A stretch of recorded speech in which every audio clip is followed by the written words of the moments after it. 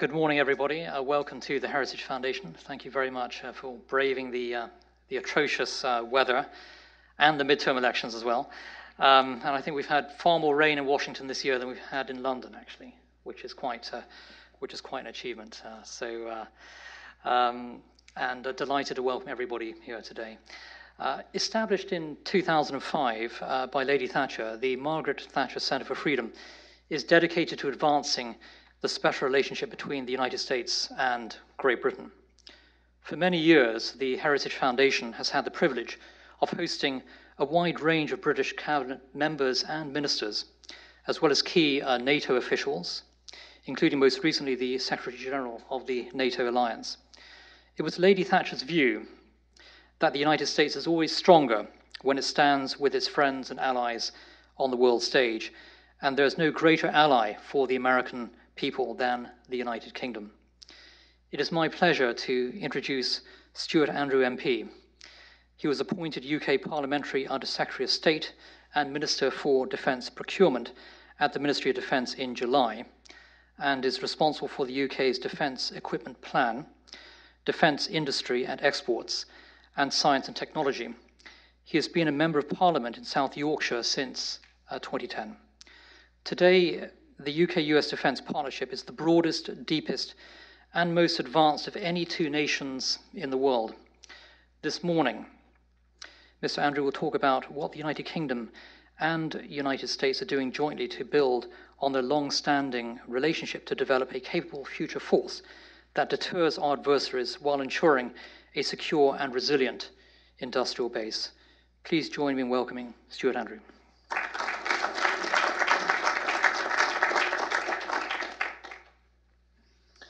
Well, thank you very much for that introduction. This is my first visit to Washington, and I have to say that the welcome I've received so far has been superb, and I'm glad that you have put on traditional British weather so that I feel at home. And also to be here during important midterm elections. When I first started campaigning, elections were very exciting for me. My first campaign was when Margaret Thatcher was Prime Minister, in fact, in 1987. But now representing a highly marginal constituency, elections have somewhat lost their excitement and fill me probably more with nervousness than excitement. But I really am delighted to be here today at the Heritage Foundation, and I'd like to thank your chairman and your president for pulling this event together with such an impressive group. And I'm grateful to all of you for making the time to be here today. Because right now, we're at a crucial point in the long and glorious defence relationship between our nations. I'm lucky enough to find myself close to the action, as I've recently been appointed as the UK's Minister for Defence Procurement. Earlier today, I had very productive discussions with your Navy's Under-Secretary, Thomas Modley, and your Army's Under-Secretary, Ryan McCarthy. And over the course of these next 2 days, I will be meeting some famous names in defence and aerospace face-to-face. Boeing, Northrop Grumman, Lockheed Martin, General Dynamics and Raytheon. And now I have a very welcome opportunity to discuss our two nations' present and future defence relationship with a room full of major players from government, industry, media and academia. But I'd like to begin by paying tribute to the work of the Heritage Foundation here on Capitol Hill. Barb has taken on a formidable operation. For 45 years now, the Foundation has helped frame and guide public debate. Your 500,000 members from all walks of American life look to you for simple and effective conservative solutions based on the time-honoured principles of free enterprise, individual freedom, traditional values of civil society, and a strong national defence. Your work has never been as important as it is now, as our shared values come under attack from the forces of extremism, intolerance, and authoritarianism. In the words of the United States' recent defence strategy, we now live in a multipolar environment subject to sweeping changes, instability and unpredictability. The threats to our prosperity and our way of life are growing. not only in the traditional domains of land, sea, and air, but in space and cyberspace. They come not just from aggressive state actors either, a belligerent Russia and a newly assertive China, but from criminal gangs and extremist networks across the globe. Nor do we, NATO, the West, the developed world have a monopoly on technological progress. Minor states are developing nuclear capabilities with global reach, and sophisticated missiles and other hardware are finding their way into the hands of non-state actors.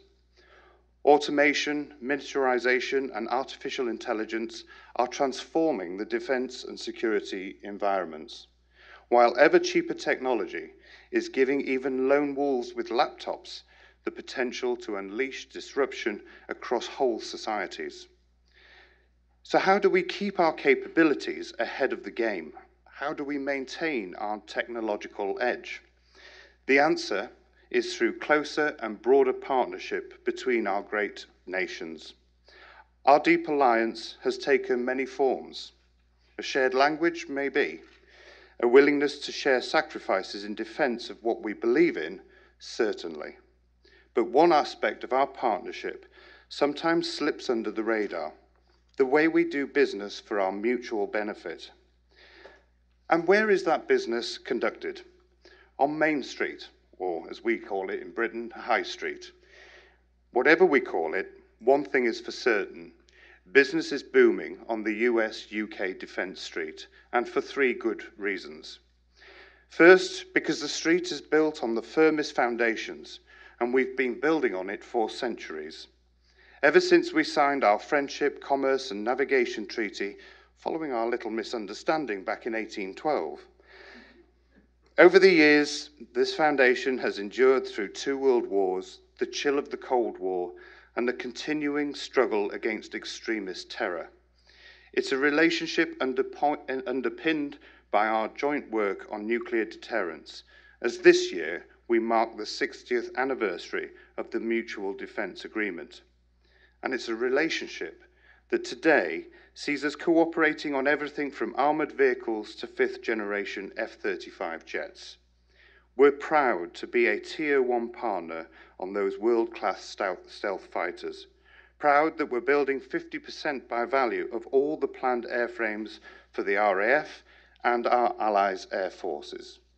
And proud, and I have to say enormously proud, that right now our mighty HMS Queen Elizabeth carrier is currently off your East Coast after leaving New York last week, conducting live flight trials for those very F-35 aircraft. With almost 100 successful ski ramp takeoffs so far, the first rolling landings, night flying and rough weather trials, our Navy's most powerful ever ship is truly teamed with the world's finest fighter. That's not only a landmark in our transatlantic partnership, it's a quantum leap for NATO's capability. And ours is a relationship with NATO at its heart. Back in September, the Heritage Foundation hosted NATO's Secretary General for the first time. And as he said then, and thanked you personally for your steadfast support for the values NATO holds so dear. So please allow me to echo that, because Britain's commitment to NATO remains steadfast. Its role as the defender of rules-based international order has rarely been clearer, as others seek to impose their own norms of intolerance, authoritarianism, and realpolitik. We stand with you in making sure the alliance is fit for the modern world, not just meeting the 2% spending target, but meeting the 20% commitment for spending on future capability. And that brings me to my second point. Our defence street is flourishing because it is also a crossroads of commerce, a place where free and reciprocal trade brings mutual benefits. The US is our biggest single country export market and our second biggest source of imports. We're your 5th biggest export market and your 7th biggest source of imports. Just as our capabilities in air, land, sea, space, and cyber are effectively intertwined, so too are our industries. In all, American aerospace companies employ over 22,000 people in the United Kingdom. Boeing supplies our Chinooks, the Sentry early warning aircraft which safeguard our shores, the Apache choppers we've got on order, and supports 250 aerospace suppliers in the UK, more than 16,000 jobs. Together, we're well on the way to completing the new $130 million base for RAF's new P-88s at Lossiemouth, and that creates another 2,000 new jobs. Likewise, Northrop Grumman puts nearly $300 million a year into the UK supply chain, directly employing 700 people and supporting 5,000 more jobs across the United Kingdom. On the other side, British parented companies employ over 58,000 people across the United States, and total UK defence procurement supports 160,000 jobs in the United States. But our challenge now is to make sure that trading traffic continues to flow in both directions. That means building on the Defence Trade Cooperation Treaty we signed over a decade ago, enabling our armed forces to move nearer the goal of full interoperability, leveraging the strength of our defence industries together to meet our capabilities needs, and taking full advantage of the highly developed technical expertise we both possess. As most of you will know, the United States extended its national technology industrial base last year to include the United Kingdom and Australia. And we see this as a significant opportunity, not only for your own aerospace and defence sectors here, through quicker access to the UK market for products containing controlled technology, but for our own industry with lower barriers to market entry and lighter regulation and import controls. Greater sharing of information and an expansion of our trusted and secure defence technology community will benefit us both, an historic opportunity for innovators and small companies on both sides of the Atlantic to come to the fore. For us, this is the chance for some of the brilliant British brains working in defence and security to emulate their predecessors, those geniuses who gave the world the jet turbine and the bouncing bomb. So enormous opportunities are opening up on the US-UK defence street. This is a hugely exciting time to work with the United Kingdom as we adapt our world-class industrial capability to the challenges and the demands of the future. You may well have seen the good news from our budget last week, another £1 billion for defence from our Chancellor. And knowing the Chancellor, that's no mean feat. But this is a substantial boost for the UK defence, allowing us to accelerate our investment in key capabilities, including the nuclear deterrent, cyber, and anti-submarine warfare, and continues the above-inflation increase the UK defence spending of recent years. That's a statement of continued intent. This year, we've refreshed our defence industrial policy, implemented an ambitious shipbuilding strategy as our industry prepares to export UK warships for the first time since the 1970s, and finalised our combat air strategy, setting the scene for the combat aircraft that will follow Typhoon and F-35. We want to lead the next generation capability development, and we have confirmed the investment and the approach we need to make this vision a reality. We're transforming our procurement, speeding up our processes in the new threat environment where time is frankly of the essence. We're making it easier for businesses of all sizes to deal with us, and we're continuously innovating, putting over $1 billion into the new defence thinking over the next 10 years. We're making sure that work involves the US as our key ally and international partner. I am sure many of you will be aware of the US-UK Defence Innovation Board, part of the new machinery making the UK a nation with truly international aspirations. On that subject, I'm sure that we will touch on Brexit a bit later in our discussion, but I do want to make it clear that we as a country are stepping up on Brexit. We are not stepping back.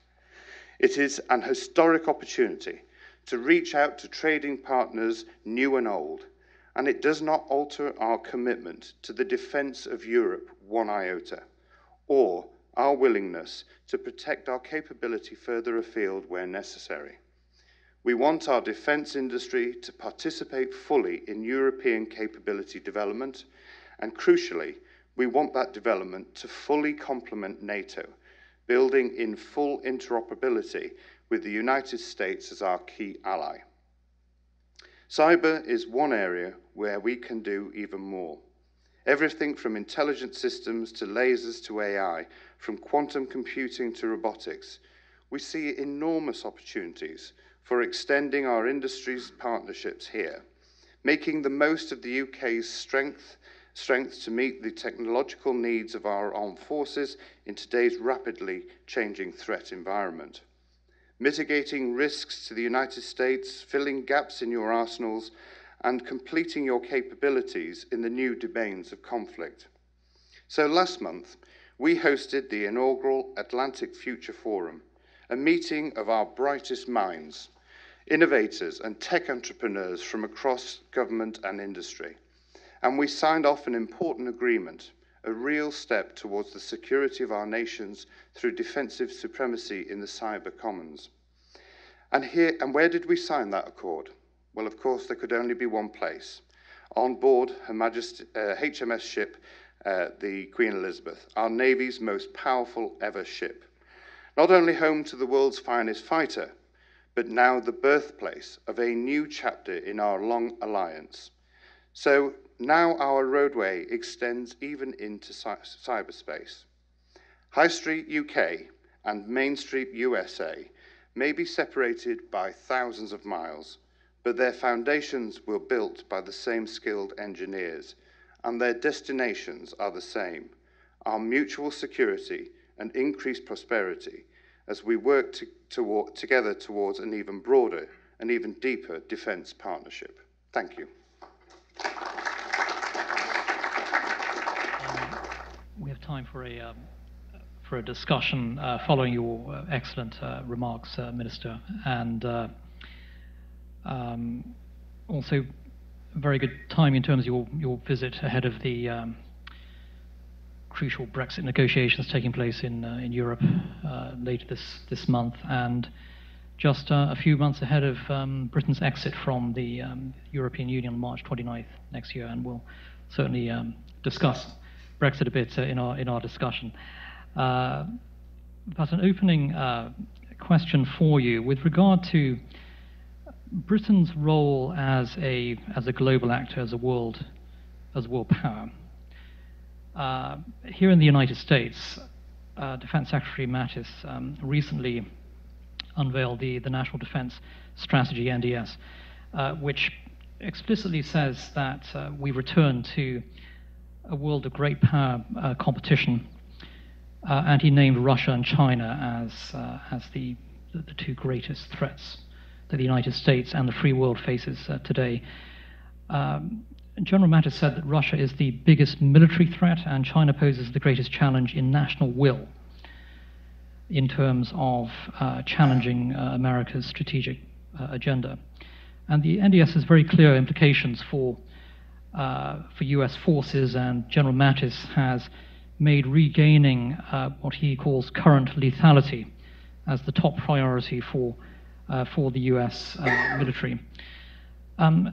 There's a great deal of debate across the Atlantic, not least in the United Kingdom, over levels of defense spending and whether Britain's military is sufficiently large enough to handle all the challenges that it faces today.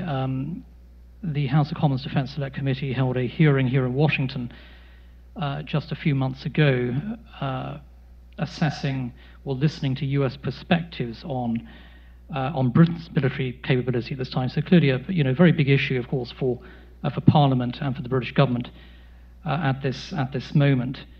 In your assessment, how should the US view UK military capabilities and efforts to improve the current posture of UK forces? And what challenges must Britain overcome to make meaningful progress and in terms of further enhancing Britain's military capacity, and how difficult will it be to do so? Oh, big question. I think, well, first of all, I think what I would really want to emphasise is the UK's determination that we remain a tier one when it comes to defence. You know, we recognise that actually now is not the time for us to be retreating in any way. We are facing changing threats. You've mentioned Russia and China, but as I tried to allude to there, we have to look in various directions now. You know, we have those sort of state aggression, if you like, coming our way, but we also have the continual threats of terror attacks. And that makes actually, it's obviously in a challenging environment. It is exactly why we are going through our own modernising defence programme at the moment to ensure, as the Secretary of State said, that we have an armed forces that is ready to meet the challenge whenever it may come. It is there to keep up with those that we need to defend ourselves against, but it is also fit for the 21st century. And that is why the MDP is taking time to go through that and make sure that we are ready for each of those challenges. Now, if I look at my own portfolio, in terms of the equipment plan, we are embarking on quite a huge level of investment, and that presents its challenges, as I seem to see on a daily basis coming over my desk. But I hope that demonstrates that our commitment is there. I mentioned the aircraft carrier, our involvement with the F-35 program. We look at all the other projects that we are wanting to invest in. The fact that our Type 26 frigates are being built as we speak, and that Australia has now signed up for that, and we're getting closer to a deal with Canada, shows that we're not just looking at what we can build for our nation, but how we can work with other nations too, so that we have that interoperability, but also that we build up our capability as well. And that is something I'm personally very passionate about, and will ensure that I fight our corner, but our Secretary of State certainly is. And I think it's really important to note that actually, in a time when public spending in the UK has been incredibly difficult, we have had to deal with an unprecedented level of deficit that we've had to tackle at a time when there's been increasing demands on some public services that people back in the UK hold very dear, so like the National Health Service and so on. And even in that environment, we have, thanks to the work the Secretary of State has done particularly, we have secured an extra £1 billion in the budget, coupled with the 800,000 that was also announced. That's an extra 1.8 billion over these 2 years. I hope will demonstrate that we are absolutely determined to show our readiness to be there to defend the values that NATO holds dear, and that we and our allies hold dear. Well, thank you very much for that big picture overview. And Britain is meeting the 2% GDP requirement in terms of defense spending. In your view, are enough European allies doing the same? Of course, a big issue for President Trump. He's made it a foreign policy priority in terms of calling for greater contributions from US allies in Europe. Britain is clearly stepping up to the plate on that front, and has done for many decades. But are enough British and American partners in Europe doing the same? Are they willing to make that same commitment? Are they doing enough at the moment? I probably would say no, because we have to agree to that. You know, we've agreed to the 2% as part of our membership of NATO. And I think it is incumbent on all nations, and we are working very closely with our partners in Europe to help them get to that 2% level, because we recognise the importance of it. And when we look at the sort of changing threats that we face, Europe, like ourselves, like other allies, have faced really difficult and challenging terrorist attacks. We're seeing, Russia on our doorstep, and it is important that for the security of Europe, that every nation plays its part. And actually, spending on defence is important. It is not a luxury in these very challenging times. So, I think my message is that we will work with our partners to see how we can, encourage them to get to that 2%, because it is only fair that we all contribute to the security of not just our individual countries, but our wider nations, because it's all of our people that will get affected. If somebody hurts our neighbour, then we are affected too, and it's important that we're there. That's the principle of NATO, is that we stand there together, united. Absolutely, I think a vital message to send to every US and British ally in Europe at this time. And you touched upon Russia just now in your remarks. The Russians are becoming increasingly aggressive. We saw just a few months ago a chemical weapons attack on British soil. And they've reached sort of new levels of recklessness in their behavior. Just yesterday, a US reconnaissance plane flying over neutral airspace over the Black Sea was threatened by a Russian fighter jet that was just a few feet away. In your view, is Britain sufficiently prepared in terms of military capacity to fight alongside the United States in confronting a potential Russian threat to, for example, the Baltic states? Is Britain fully prepared for the eventuality of possible ground war in Europe against the Russians? Certainly, the Russians are preparing for that scenario, and certainly the United States, I think, is growing increasingly concerned about Russia's activity in Europe. Is Britain, in your view, capable and prepared to meet that, the worst case scenario? I mean, I think first of all, I would say is in terms of the horror that was felt in the UK of those chemical attacks is really, we cannot underestimate it. The fact that this happened on British soil was shocking in the extreme, and we are incredibly grateful to our allies across the world who stood with us as we tried to stand up to Russia on that occasion. In fact, those two occasions. And I know that we had some magnificent support from the US. No sooner had they just left after the Salisbury attack than they had to come back when it happened again in Amesbury. And we will always be grateful for that.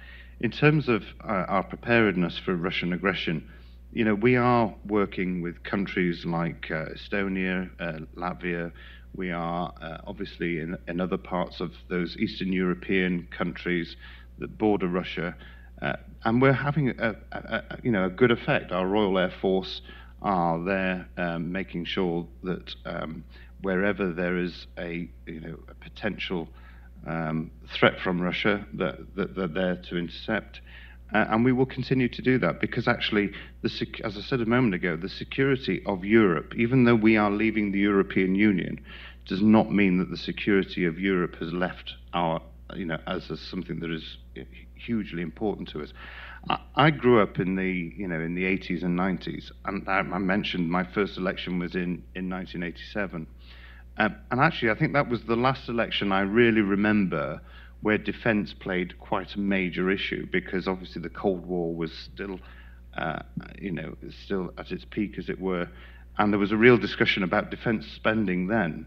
I remember one of the tabloids, the Sun newspaper, having a scenario if the Labour Party had won the election of defence chiefs going to number 10 and crisis talks happening and so on. But actually, that's how scary it was back then. The potential threat from Russia was incredibly worrying, and we have to ensure that we do not end up back in those days, and we have to show that as NATO, as our allies across the world, we work together to ensure that we have that capability to stop any further Russian aggression, and Britain stands ready to support those. Well, it's very significant, I think, that Brexit Britain has emerged as the top adversary for the Russians in Europe today, and Britain certainly is leading and confronting the Russian threat in Europe, which brings us to the broader issue of Brexit. And we had the privilege of hosting Liam Fox, the UK International Trade Secretary, here in this auditorium a few months ago, where he spoke about US-UK trade. In your view, will Brexit have an impact on the British defence budget, and if so, what will that impact be?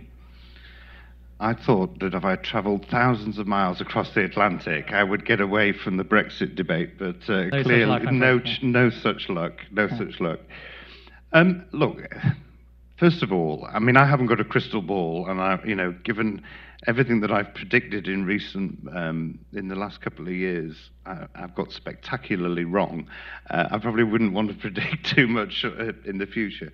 But one thing I will say is that I have a faith that we can get a good deal from Brexit, because it's not just within the UK's interests to secure that.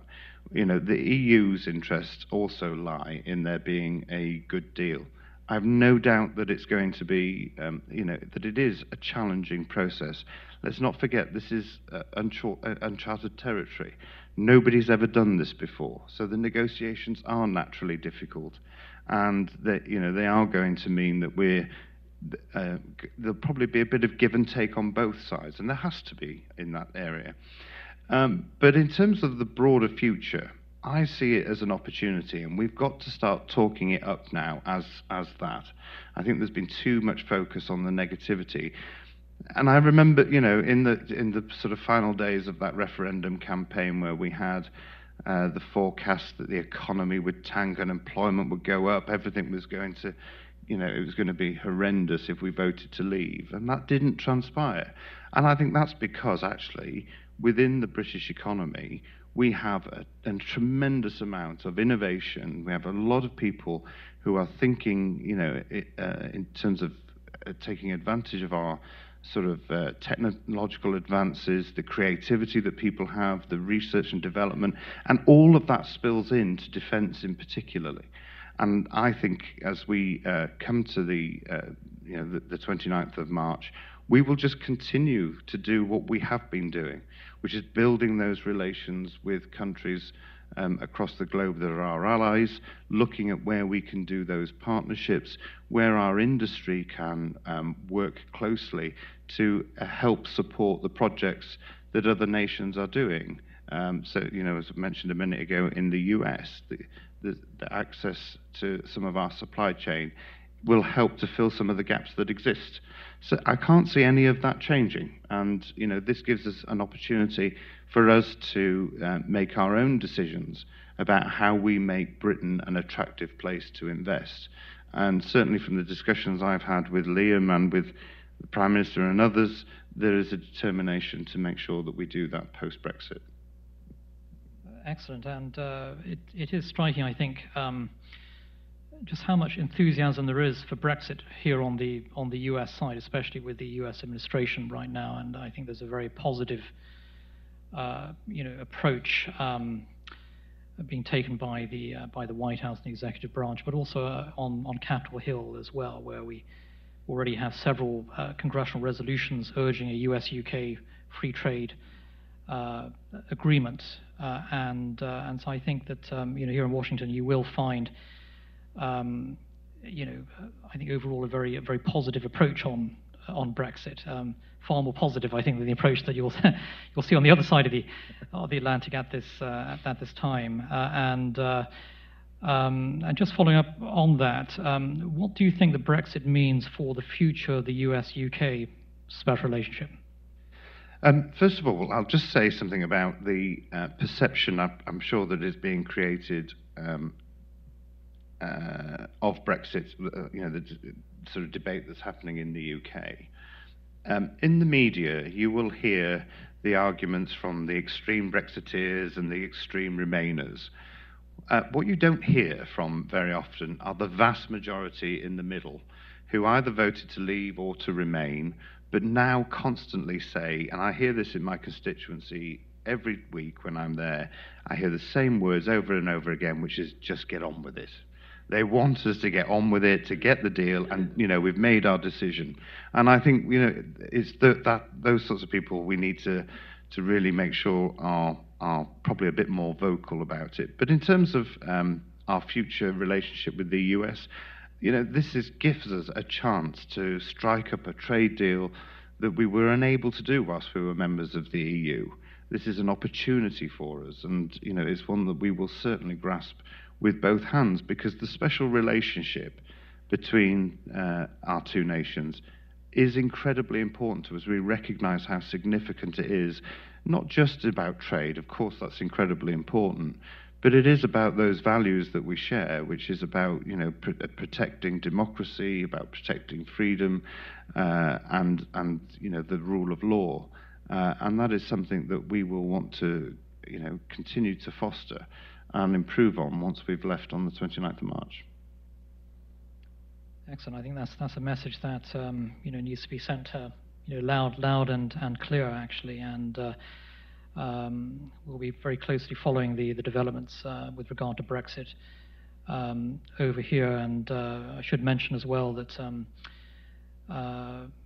Lady Thatcher first spoke about Brexit back in 2002 in her book Statecraft. It wasn't known as Brexit in those days, but she, I think, was the first politician to urge Britain to think about leaving the European Union. And so Brexit has been a big part of our DNA here at Heritage for many years. A couple of further questions. I know you're on a tight schedule with the series of meetings, but a couple of additional questions for you. You mentioned the recent budget that Philip Hammond unveiled, and you've touched upon that briefly. Could you just explain some detail exactly what that budget means in terms of British defence capability, and it seems to me a very positive budget in that respect. I can't really emphasise how positive it is, really, because for a number of reasons. One, this is a budget that also had to be, I suppose, slightly cautious in one respect, because we're coming up to Brexit, so we want to ensure that we're not committing ourselves to something. We want to prepare for every eventuality, of course. That's the important role of a responsible government. That's what we should be doing, and that's exactly what we are doing. But as I say, in an environment where there have been challenges to public spending, for defence to have secured such a large amount really is excellent. Does it solve all our problems? No, it doesn't, of course not, and that's why we've got our comprehensive spending review coming up next year.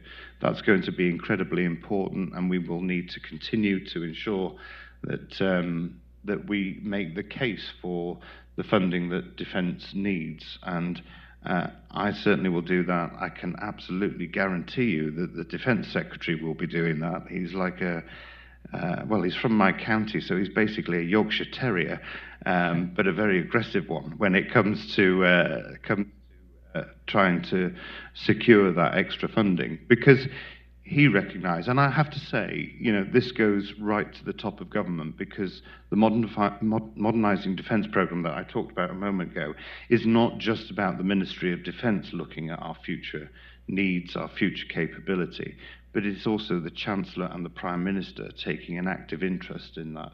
So it shows our clear commitment that defence is an increasingly important part of what we do.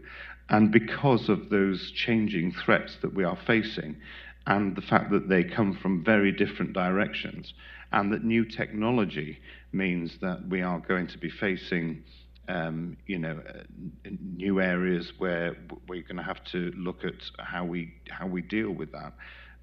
We will do everything we can to make the case for that continued funding in that comprehensive spending review.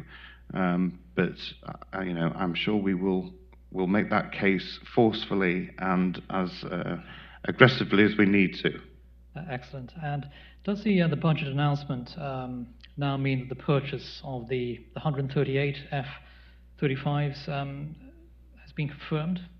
Yeah, we are absolutely, committed to the 138. We've obviously taken committed to the first 48. I think I'm right in saying, but we've gone with the F-35Bs, of course, because of the needs that we have. We have not yet made a decision on what the next tranche will be, but the final figure of 138 is a commitment. Yes. Excellent. And on the Tempest fighter jet, is that a move to work more with your European partners, as some have suggested, and a move away from from the US? Is that a fair assessment at all, or is that an inaccurate assessment? No, I think it's more about making sure that we're having that early discussion now. I want to make it clear, by the way, that actually the Tempest, our future combat air strategy, does not lessen our commitment to the F-35 program. This is about looking at where we go next. It's also, Simon and I have been talking about this morning, it's also about making sure that in the UK we retain the skills that we've got, because I think that's incredibly important. The one thing I've learned in the few months that I've been in this job is that in whatever sphere it is, whether it's land, air or sea or cyber, when you have a sort of, you're developing a project, you have those skills, and then when that project comes to end, you start to lose those skills. How do we maintain the skills that we need and the knowledge and the expertise that we have in the UK? So that's part of one of the reasons for looking at this strategy. But it is also about looking to our allies across the globe, and I deliberately make no definition about who that is, because we want to have those open discussions with everybody so that we're looking at where we can work collaboratively, and we have the discussions about where we go in the future post F-35. Excellent. And just a final question. I think we're drawn to a close in terms of the time available, and it's to do with the European Union's defence identity. In the Brexit era, Britain will be undoubtedly a revitalised world power, looking increasingly to the world rather than simply Europe. How will the British government be handling the issue of the EU's defence identity? There is certainly concern here in Washington that the development of European Union military structures and a defence identity itself could undermine NATO, and that it could take resources away from the NATO alliance. And there's also a view that an EU defence identity is inherently a political project, advancing a political agenda rather than the defence of Europe. And I think a number of European officials have indicated that's actually the case. And so how do you see the British government in the Brexit era dealing with the EU defence issue, having finally left the European project? Well, first of all, I'd say that NATO is at the heart of our defence strategy. That is where we focus our attention. In terms of where the EU may go in the future, well, I mean, that will be up to them to make that decision. But what I suppose what I would say is that each of the nations that are part of NATO, if they are members of the EU, need to focus on getting that spending up to the 2% level first. I think that should be our priority. But where the EU may go in the future, the Prime Minister has talked very clearly about building up a strong partnership with the EU where we have shared interests in terms of our defence and security. And there may be projects, and I've had meetings with EU officials about this, that post-Brexit, there may be advantages for the UK to be taking part in some of the research that may be being done in this area, so that we're again, using all of the best technologies and the expertise that's available to us. So we'll have to wait and see how the EU defence future transpires. But where we do have those opportunities to work collaboratively, we will want to do that, because we can see that there will be opportunities for the future. But it is important that we're careful not to, I think personally, not to duplicate. Let's look at what our strategies are and make sure that we're using the money that we've got in a sensible approach that maximises our capability, and make sure that we are working collaboratively with our allies. Well, Minister, thank you very much for an extremely interesting, engaging, and very timely discussion. And I hope your trip here to Washington has been very productive, and also wish you all the best with your efforts leading your portfolio at a very, very important time for Great Britain, and also an important time for the US-UK special relationship. And before you go, I'd like to present you actually with a copy of our 2019 Index of US Military Strength, produced by the Heritage Foundation, which I hope will be a very useful guide for you in the coming weeks and months. And it's been a great pleasure to host you here at Heritage, and we hope to welcome you back here in the near future. Thank you very much, Minister. Thank you too.